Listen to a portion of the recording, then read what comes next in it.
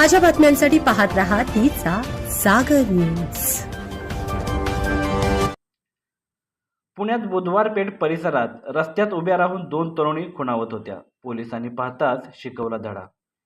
पुण्यातील बुधवार पेठ परिसरात सार्वजनिक ठिकाणी उभे राहून येणाऱ्या जाणाऱ्यांना खुणावणे आणि अश्लील वर्तन करणे 2 महिलांना चांगलेच भोवले आहे। भर रस्त्यात चालणाऱ्या या प्रकारची गंभीर दखल घेत फरासखाना पोलिसांनी धडक कारवाई करत संबंधित 2 तरुणींवर गुन्हा दाखल केला आहे।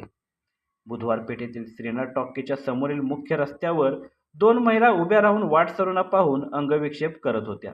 ग्राहकांना आकर्षित करण्यासाठी त्यांचे रस्त्यावरच अश्लील हावभाव सुरू होते, ज्यामुळे या ठिकाणाहून ये-जा करणाऱ्या सामान्य नागरिकांना नाहक मनस्ताप सहन करावा लागत होता, तसेच रहदारीलाही अडथळा निर्माण होत होता। हा प्रकार पाहताच याला थांबवण्यासाठी फरासखाना पोलीस ठाण्यातील महिला कर्मचाऱ्यांनी पुढाकार घेत फिर्याद दिली।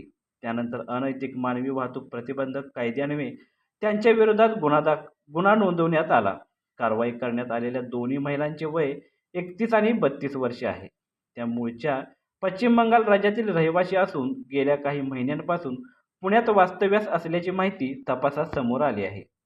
सार्वजनिक ठिकाणी अशा प्रकारे असभ्य वर्तन खपवून घेतले जाणार नाही, असा संदेश या कारवाईतून पोलिसांनी दिला आहे।